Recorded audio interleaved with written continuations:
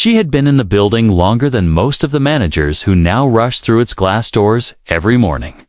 For years, she had been a quiet presence in the background, arriving early before the sun came up and leaving late, long after. The offices had emptied. People knew her only as the janitor, the one who mopped the floors, dusted the desks, and emptied the trash bins. But behind her worn uniform and gentle smile was a woman who carried decades of experience, patience, and strength. Her name was Clara.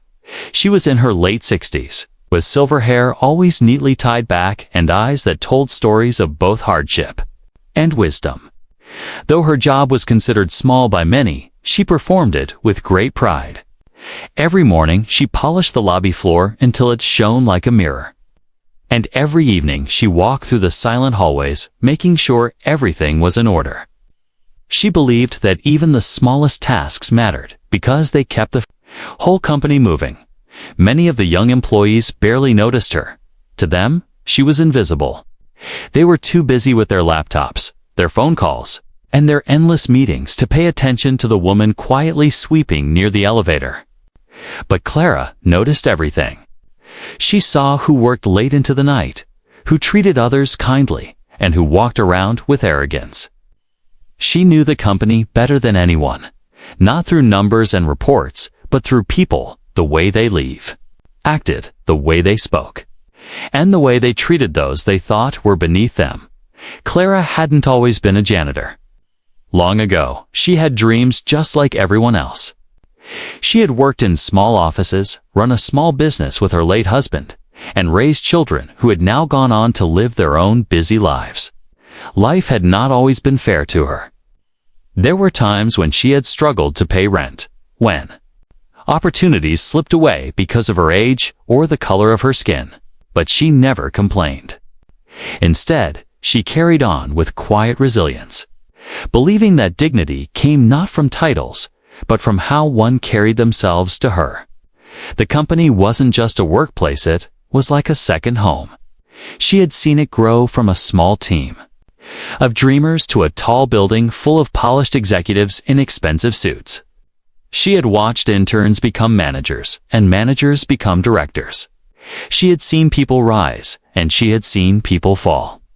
Through it all, she remained the same steady presence, sweeping the same halls, unlocking the same doors, and keeping the place clean when no one else was around. What most people didn't know was how much Clara cared. When employees left their desks messy after a stressful day, she quietly organized their papers. When someone forgot their jacket on a chair, she carefully folded it and placed it where they would find it. If she saw an employee crying in the restroom, she would offer a kind word, not as a coworker, but as a motherly figure who understood pain.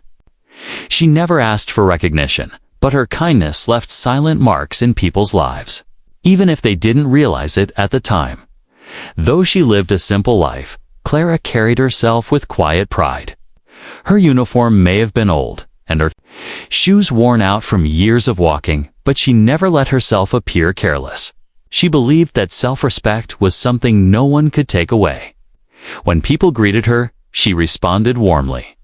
When they ignored her, she smiled anyway. And though many underestimated her, she knew her value.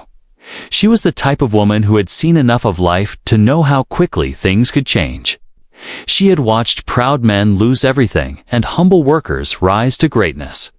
She knew that money and titles didn't always mean wisdom, and that sometimes the people who were ignored had the most valuable lessons to give. Clara's world was simple, but her mind was sharp.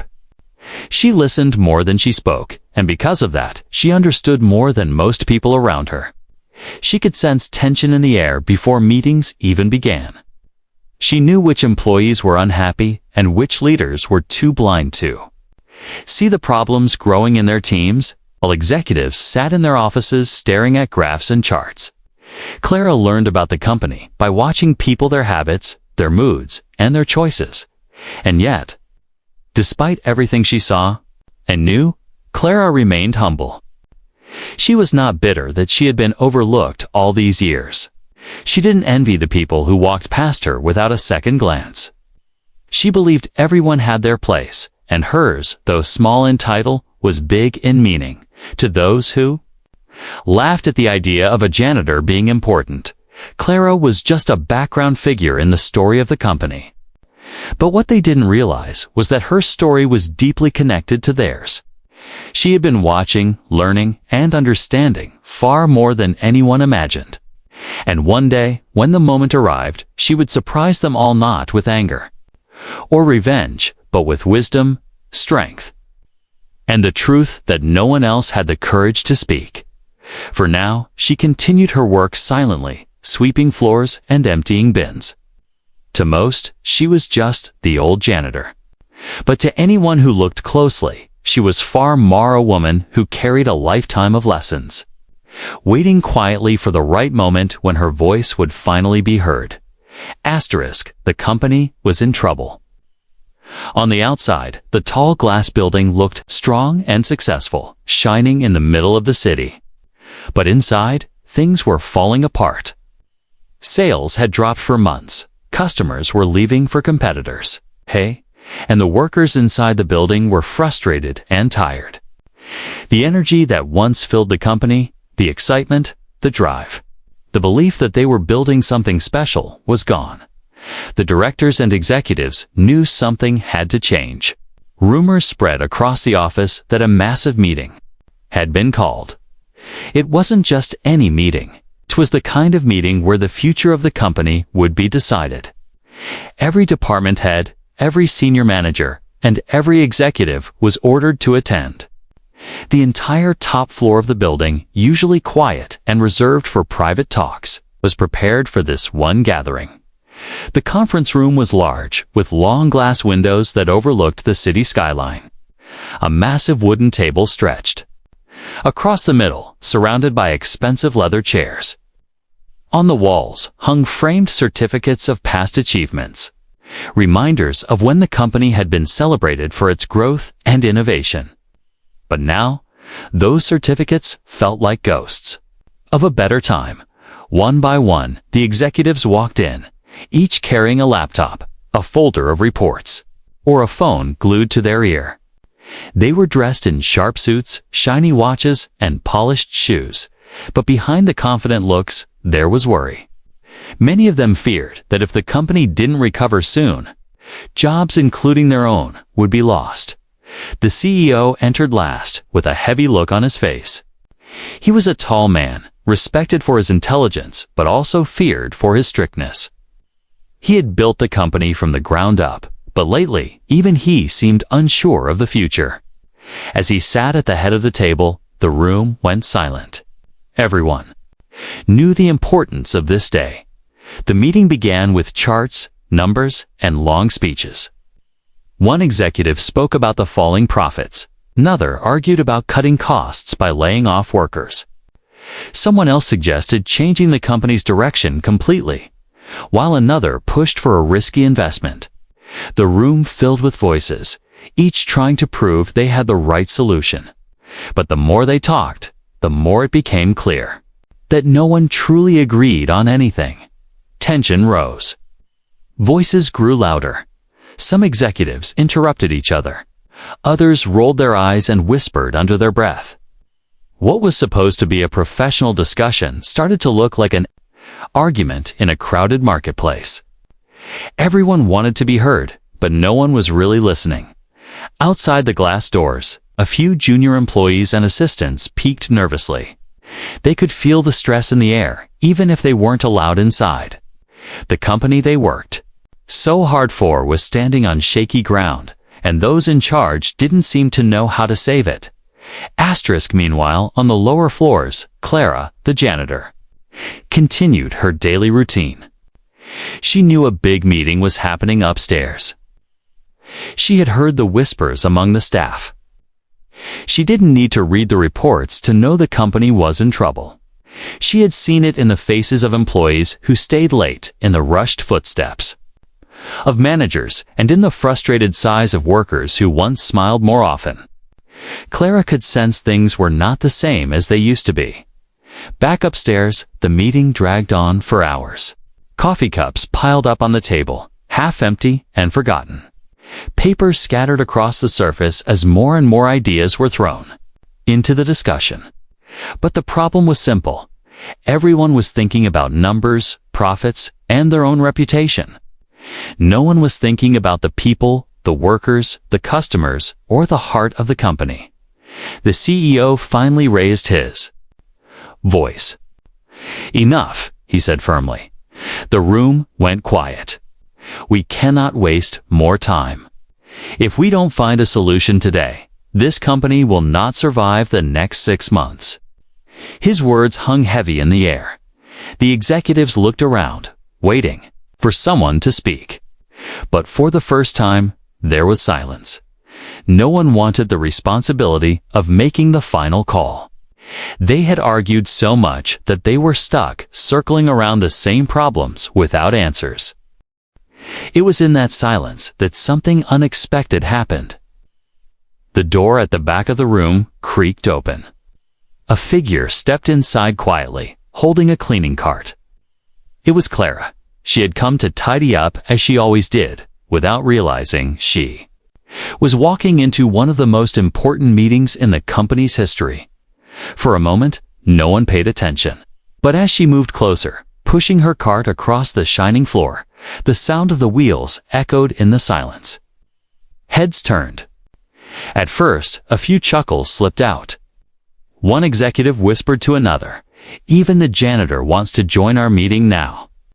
Laughter rippled through the room. The tension of the meeting suddenly turned into mockery. Some smiled, others shook their heads. To them, it was ridiculous that the old janitor would walk in at such a critical moment. After all, what could she possibly contribute to a conversation about millions of dollars, business strategies, and the future of the company? But Clara, calm and unbothered, didn't rush out or apologize. She continued her work, wiping down the table and collecting empty cups, as if the laughter didn't touch her. Yet, in her eyes, there was a quiet strength. She had heard enough of their shouting and empty solutions while cleaning outside the room. And now, though no one realized it yet, she was about to give them something they had been missing all along. Truth. The heavy glass doors of the conference room slowly creaked open, breaking the tense silence that had settled after hours of endless arguments. The sound was small, almost unnoticeable at first, but in that still room where even the air felt heavy with pressure, it drew every pair of eyes. There she was, Clara, the old janitor, pushing her cleaning cart into the room with the same steady pace she always had. Her steps were slow but confident, her back slightly bent from years of hard work, and her face calm as ever. To her, this was just another part of her daily routine. She had entered hundreds of rooms like this one, usually when no one was watching. But today, she had stepped into the most important meeting the company had ever faced. The executives stared at her in disbelief. Some frowned, annoyed at the interruption. Others smirked, whispering comments to their neighbors. A few even laughed outright, as if the sight of an elderly janitor in the middle of their grand boardroom was the funniest thing they had seen all week. The tension of the meeting turned into a strange mix of mockery and arrogance. "Look who's here," one man whispered under his breath, his lips curling into a smirk. "Maybe she has the magic solution." Another chuckled softly, making the others snicker. Clara didn't flinch. She had heard such laughter before, not only here, but throughout her life. People who thought they were above her had laughed at her old shoes, her uniform, her quiet presence. She had grown used to being invisible, used to being underestimated. But she also knew something these people didn't. Laughter often came from fear, and arrogance often hid weakness. She moved her cart slowly to the side of the room, as if she hadn't noticed the stares or the whispers. She began to collect the empty coffee cups that cluttered the polished wooden table. One by one, her hands steady, her face calm. The executives followed her with their eyes, some shaking their heads. To them, this was a distraction, an unwanted, interruption in their serious business. But there was something about her presence that changed the air in the room. Maybe it was the way she carried herself, unbothered by the ridicule. Maybe it was the fact that, in a space filled with expensive suits and heavy words, her simple uniform looked oddly powerful, as if it reminded everyone of something they had. Forgotten humility. The CEO, who had been silent since calling for order earlier, watched her closely. At first, he seemed ready to ask her to leave, to restore the seriousness of the meeting. But something stopped him. There was a firmness in her movements, a quiet authority in her eyes that made him hesitate. He leaned back in his chair, his expression unreadable, and allowed her to continue. Clara finally spoke, not loudly, but clearly enough that every person in the room heard her. "You know," she began softly, placing a cup back on the cart, "I've been cleaning this building for almost 20 years.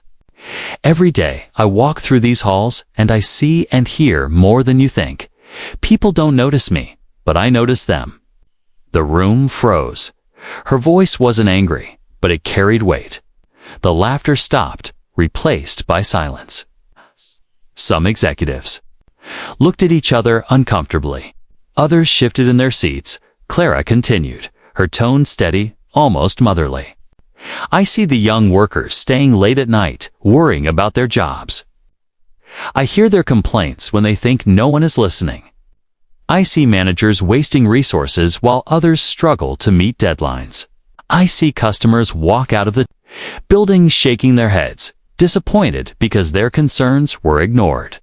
And I see all of you, sitting here week after week, talking and talking, but forgetting the very people who keep this company alive."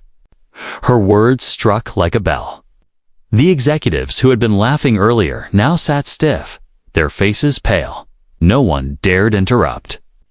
She wasn't holding papers, she wasn't showing charts, and she wasn't quoting numbers. But somehow, her truth carried more weight than all the statistics they had thrown around that day. "You think I'm just a janitor," she said, her eyes scanning the room. "But I've watched this company grow, and I've also watched it start to crumble. Not because of lack of money, not because of competition, but because of pride. Because people here stopped respecting one another. Because leaders stopped listening.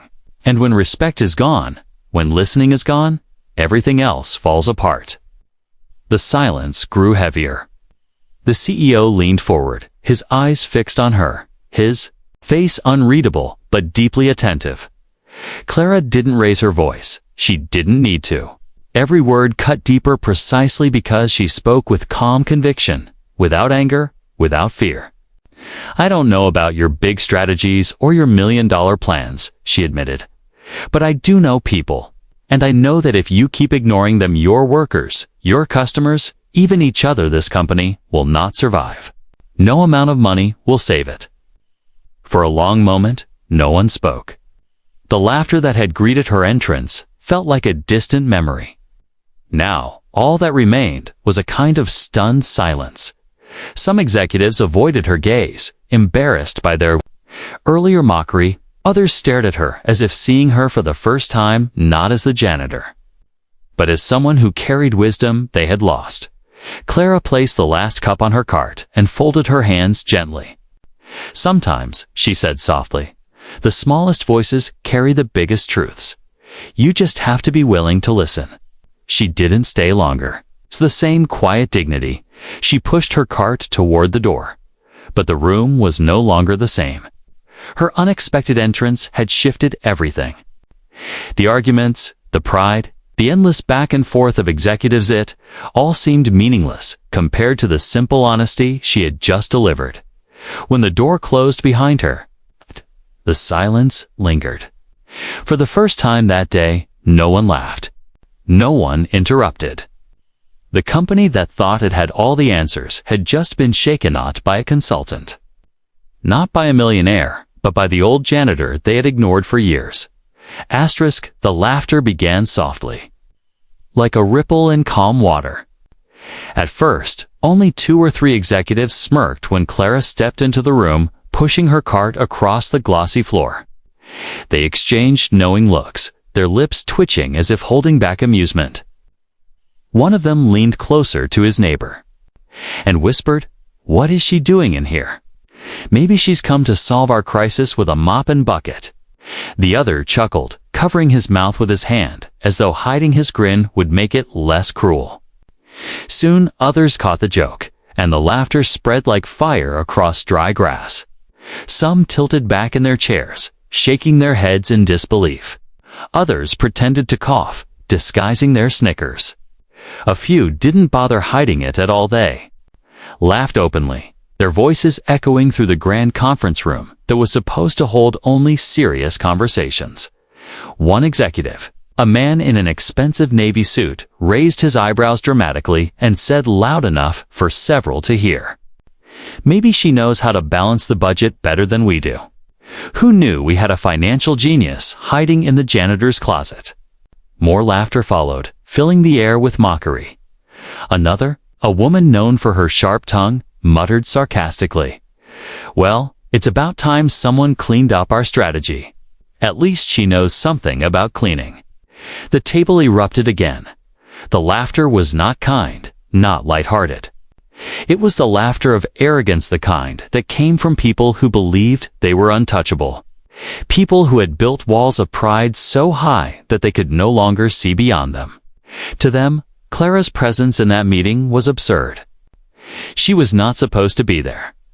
She did not belong among them, sitting in their fine leather chairs discussing millions of dollars. She was the janitor, the one who swept floors, not the one who made decisions. And yet, through all the laughter, Clara did not waver.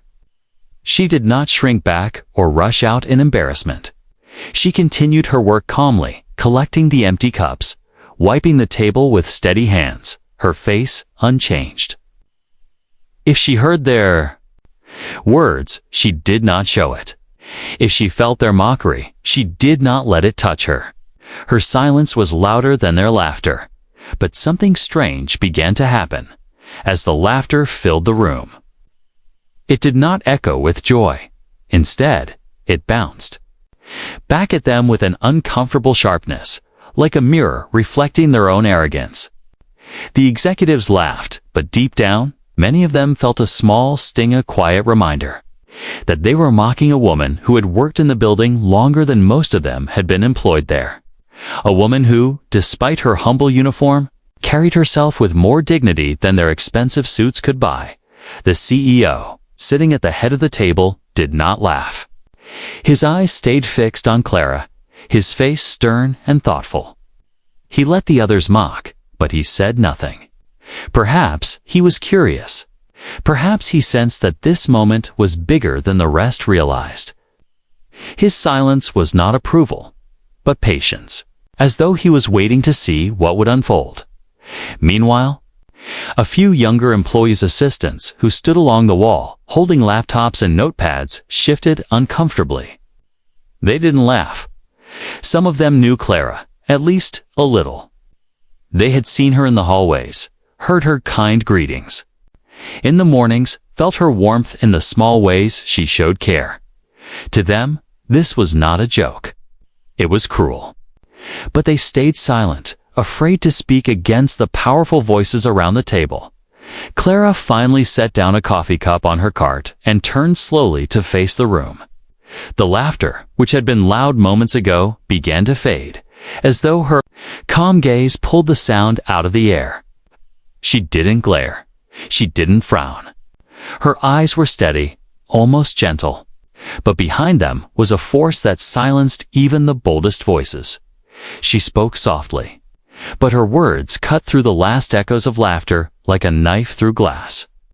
"You laugh because you think I don't belong here," she said, her voice steady, unshaken. "You laugh because you see a uniform, and you think it means I have no place among you. But I have walked through this building every day for 20 years. I know its walls better than you do. I know its people better than you do. And I know its cracks better than you do." The room grew still. The smirks faded. Some executives looked down at their papers. Others tapped their pens nervously, as though the sound might distract from the weight of her words. Clara didn't stop. Her voice carried no anger, only truth. You sit here, arguing and shouting about numbers and profits, but you don't see the people who carry this company on their shoulders. I see them every day. I see the workers who leave late, the ones who go home tired and worried. I see customers walk out frustrated while no one listens to them. I see waste, pride, and arrogance filling these halls like dust. And you sit here and laugh at me. You should be ashamed. Her words fell heavy, and the silence that followed was suffocating. The same executives who mocked her minutes ago now stared at the table, their laughter replaced with discomfort. A few shifted in their chairs, tugging at their collars, avoiding her eyes. For the first time, Clara's presence was no longer amusing. It was unsettling. She had held up a mirror, and in it, they saw themselves not as leaders, but as children mocking someone far wiser than they were. The CEO finally leaned forward, placing his elbows on the table, his eyes still locked on Clara. He did not smile, but there was a glimmer of respect in his expression. He had seen arrogance before, but he had also seen truth. And in this moment, the truth was not coming from his executives. It was coming from the woman they had laughed at. Clara picked up the last cup, placed it on her cart, and stood still for a moment longer. Her silence now was not invisibility. It was power. She had spoken, and the room had changed. The laughter that had filled the conference room moments ago was gone, buried under the weight of her words. And though none of them would admit it out loud, deep inside, they all knew the joke had never been on her. It had been on them. The room was quiet now, but it wasn't a peaceful silence. It was the kind of silence that pressed against people's chests, heavy and uncomfortable. The kind that made them shift in their seats, unable to meet each other's eyes. The mockery had died, but the sting of it still lingered in the air. And in the middle of that silence, Clara stood not with anger, not with shame, but with an unshakable calmness that unsettled them more than if she had shouted. She looked at the executives one by one. Her eyes, tired but sharp, held a weight they could not ignore. When she finally spoke again, her voice was low but carried through the room as if it had been waiting years to be heard. You spend all this time, she began, slowly, arguing over numbers, fighting over strategies, and pointing fingers at each other. But none of you seem to remember what really keeps this company alive. A few executives exchanged glances, unsure whether to interrupt.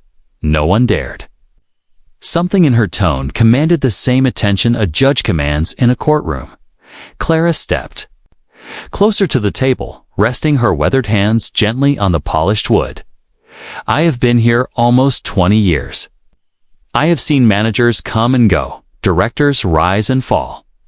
Some of you weren't even here when this company was small, when the workers believed in it, when customers trusted it, when people cared about the name on this building. Back then, it wasn't about showing off profits. It was about building something people respected. But you've forgotten that. Her words struck like quiet thunder. The executives sat frozen, their expensive suits suddenly feeling like fragile armor. You think I only see trash bins and dirty floors? She continued, her eyes narrowing slightly. But I see everything. I see the young man in accounting who stays until midnight every day, worrying he'll lose his job. I see the woman at the front desk who puts on a smile for customers while crying in the restroom during her break. I see the workers in the warehouse, breaking their backs while executives waste money on useless parties and new chairs for this room. Her words landed heavier with each example. Several of the executives shifted uncomfortably, realizing she was not speaking in generalities. She knew. She had been paying attention when they had not. And I hear too, Clara said firmly. You'd be surprised what people say when they think the janitor isn't listening. I've heard the jokes, the complaints, the despair. I've heard managers dismiss workers' ideas because they didn't come from the right department. I've heard customers walk out saying they'll never return. You think I'm invisible, but invisibility has a power. It lets me see the truth you choose to ignore. The CEO leaned forward, his fingers interlocked, his face tense but thoughtful. He had led hundreds of meetings in this very room, but he had never seen his executives so still, so unable to defend themselves. Clara took a deep breath. Her voice softened, but it carried even more weight. A company is not kept alive by charts and graphs. It's kept alive by people, by trust, by respect. And right now, you have none of those things left. You've let pride blind you, greed distract you, and arrogance divide you. And that is why this company is falling apart, Meg, because of the market. Not because of competition, but because of the people in this room. The words hit like a storm. Executives who only minutes ago laughed at her now sat frozen, their faces pale. A man in a gray suit cleared his throat as if to protest, but no words came out. Another woman tapped her pen nervously, staring at the table. The sound of her tapping echoed in the silence. A nervous rhythm that betrayed the truth they all knew Clara was right. For the first time, Clara allowed a faint smile to touch her lips. It wasn't smugness. It was the quiet smile of someone who had finally said aloud what had been unsaid for years. "You called this meeting to save the company," she said softly. "But maybe what you needed was not another report or another strategy.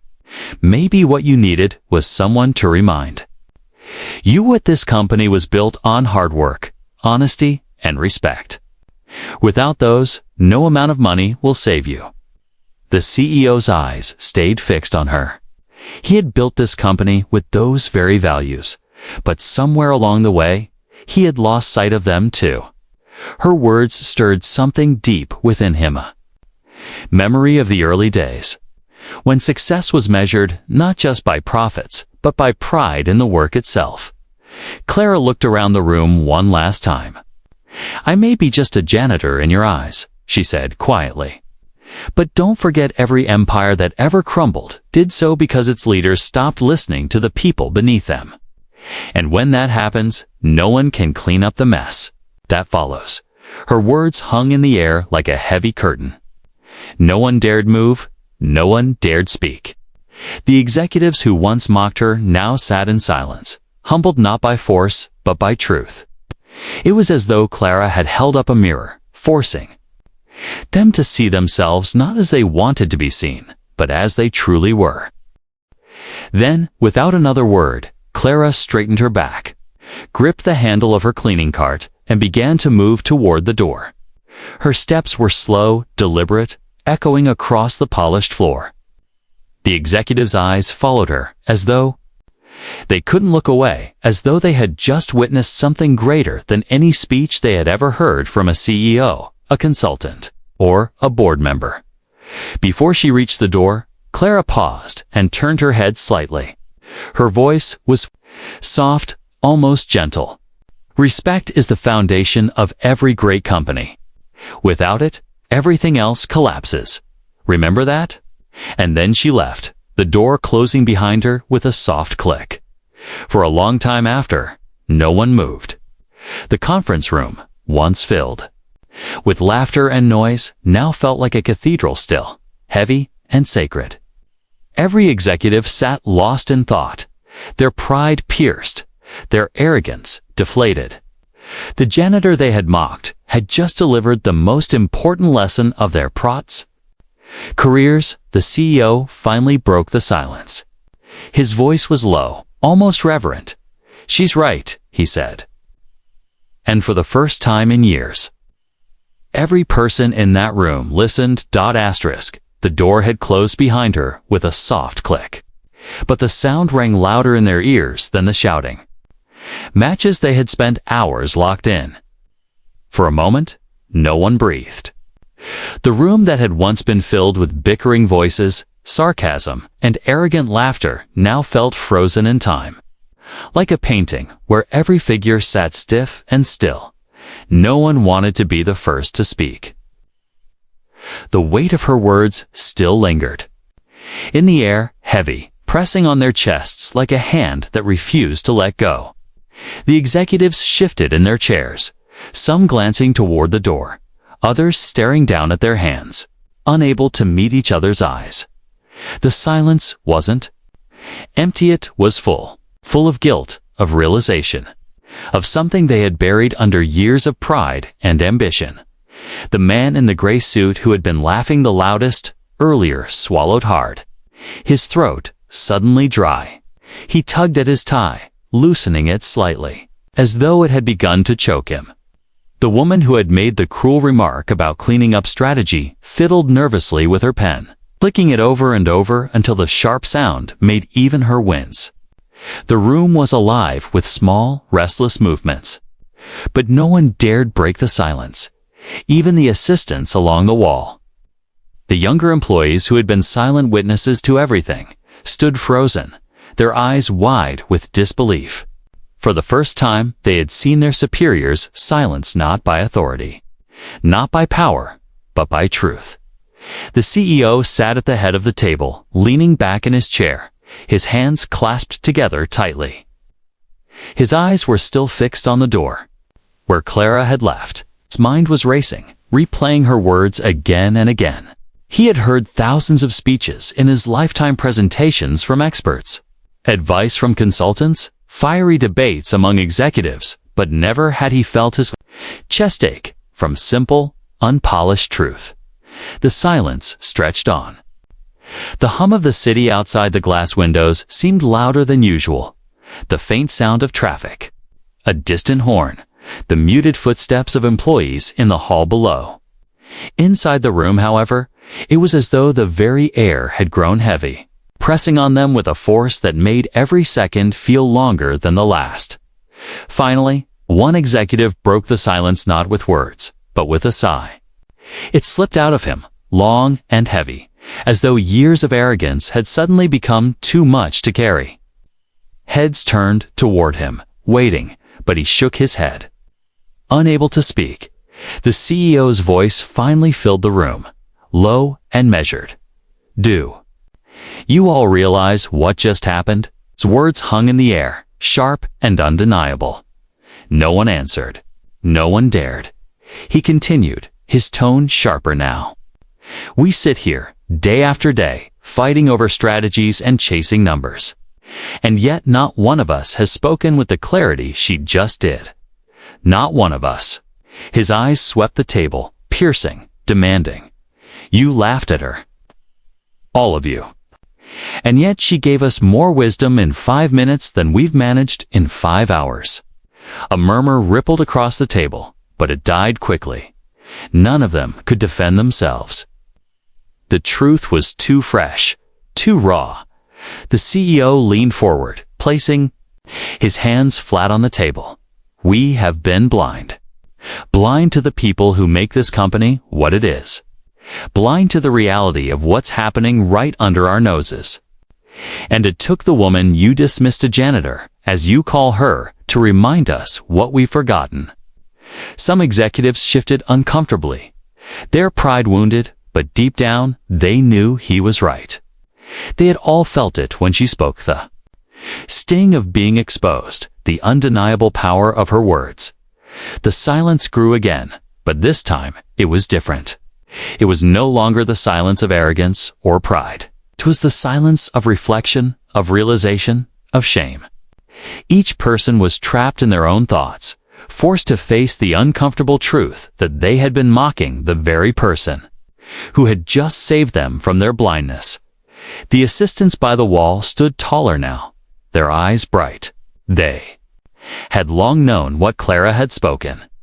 They had seen the struggles, felt the frustration, heard the complaints from coworkers who were never listened to. And now, at last, someone had said it aloud, someone they had all underestimated.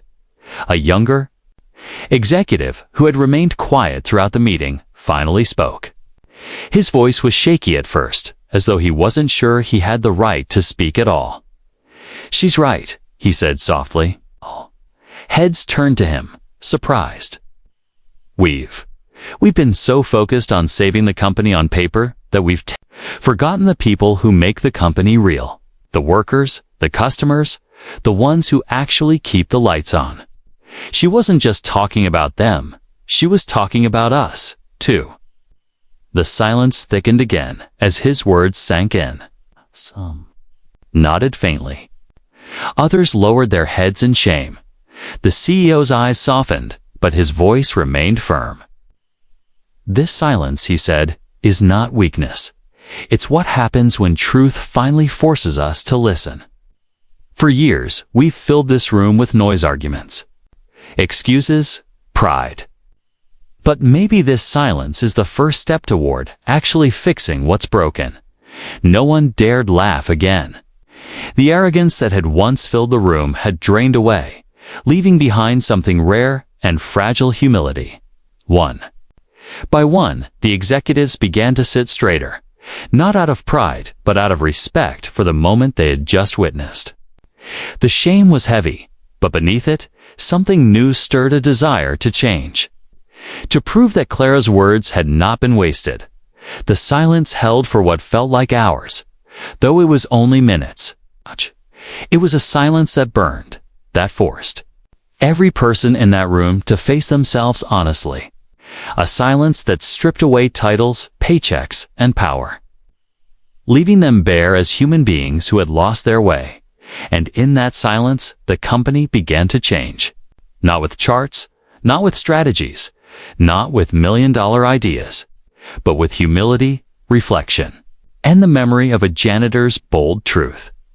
Asterisk, the silence stretched on, wrapping around the room like an invisible rope. It held every person tight, refusing to let them escape into excuses or empty words. For the first time, the people who thought themselves the smartest in the building found themselves without answers. They had been stripped of their titles, their suits, their rehearsed speeches, left only with the raw truth that Clara had dropped before walking out. And then it happened, the realization. It began quietly, in the small shifts of thought that no one could see. A man who had spent the past year obsessing over graphs and numbers remembered the last time an employee had come to him with an idea. He had brushed the worker off with a half smile, saying, "That's not your job. Focus on your work." Now, the memory stung. What if that idea had been something that could have changed things? What if he had silenced the very solution the company had been searching for? Across the table, a woman who had made the cruel cleaning joke earlier clenched her pen until her knuckles turned white. She thought about the receptionist downstairs, the young woman who always smiled at customers but once, when she thought no one was watching, wiped tears from her eyes. Clara had mentioned her. Clara had seen her. And now the executive realized she hadn't. She had walked past that receptionist every day, without even saying good morning. The CEO himself sat lost in thought, his mind drifting back to the early days of the company. He remembered when the business was young, when he personally greeted employees by name, when he listened to their worries and celebrated their successes. Back then, the company felt alive, filled with purpose. Now, he realized, it had become cold, a machine obsessed with profits, numbers, and appearances. He had let it happen. He, too, had forgotten the people. Clara's words weren't just a criticism of the executives, they were a mirror held up to him. One by one, the executives began to see it. Clara hadn't spoken in theories. She hadn't shown them numbers or strategies. She had shown them themselves.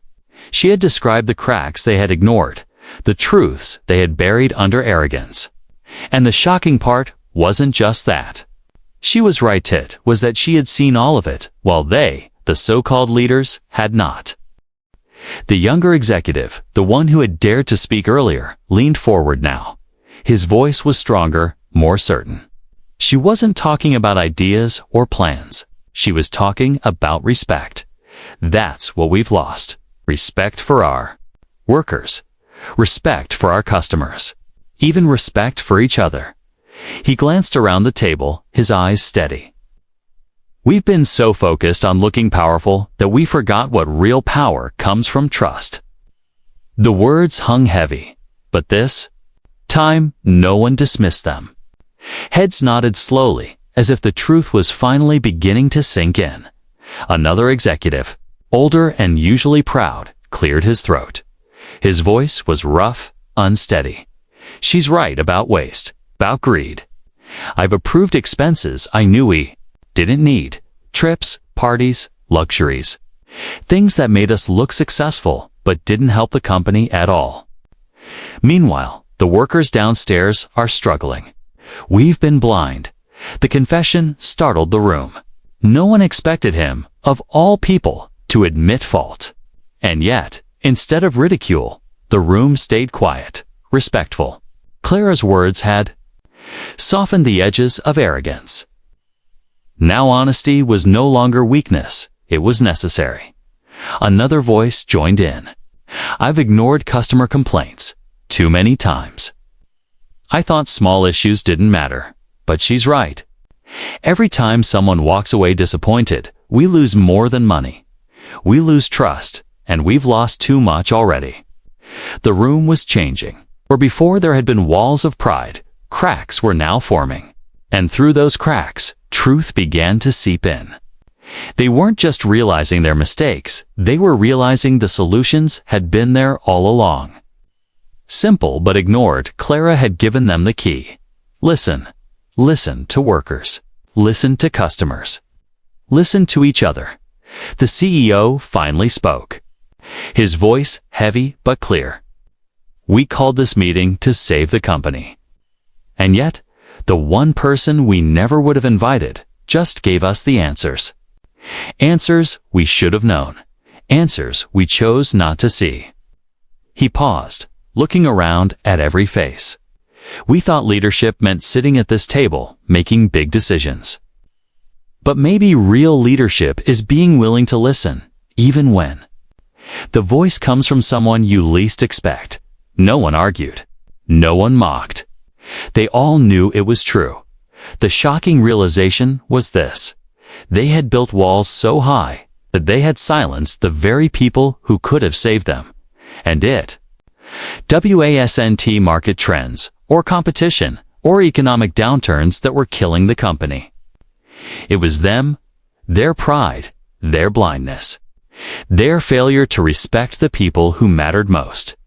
And yet, buried within the shame was something else. Hope. Because if Clara was right about the problems, then maybe she was also right about the solution. Maybe it wasn't too late. Maybe they could still turn things around, not with another flashy plan, but by rebuilding what they had destroyed: trust, respect, and human connection. The assistants along the wall felt it too. They straightened, their eyes bright, almost relieved. For so long they had been invisible in these meetings, expected only to type notes and follow orders. But now they felt the shift. The leaders were finally listening, not just to Clara, but to the truth that had been waiting all along. The CEO placed his hands flat on the table. His voice was steady, commanding, but softer than before. This company has been given a gift today. A gift we didn't deserve. She walked in here, and she showed us what we had forgotten. If we ignore this SIF, we ignore her we deserve to fail. No one disagreed. Heads nodded. Some eyes glistened with shame.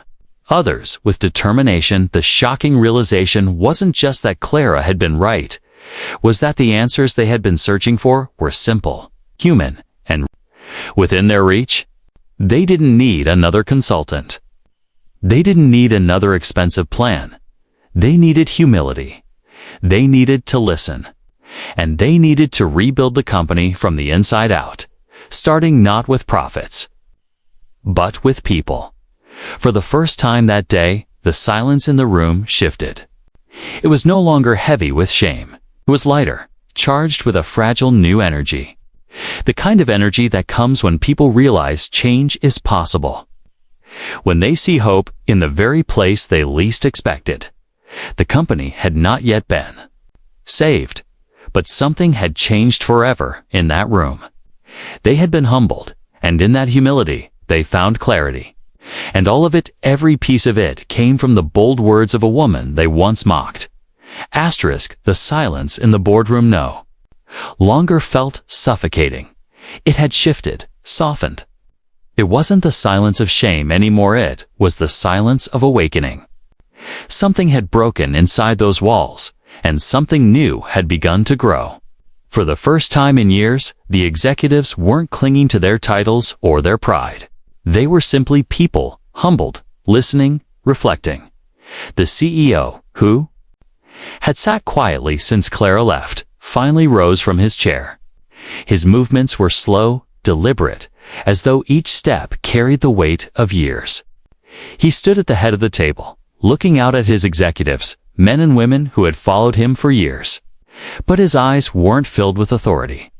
They were filled with something deeper, humility. When she spoke, he said, his voice low but strong, "I remembered something I had forgotten. When I started this company, I promised myself it would be different. I promised it would be built on respect, on people, on values. And somewhere along the way, I lost that." We all did. Heads lowered. No one dared deny it. The CEO continued. That woman hour, janitor reminded us of what leadership really means. Not sitting in this room, not wearing these suits, not shouting the loudest. Leadership means listening. It means caring for the people who carry this company every day. It means remembering that success is nothing without respect.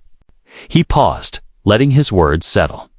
If we want to save this company, we don't start with charts. We start with people. We rebuild trust.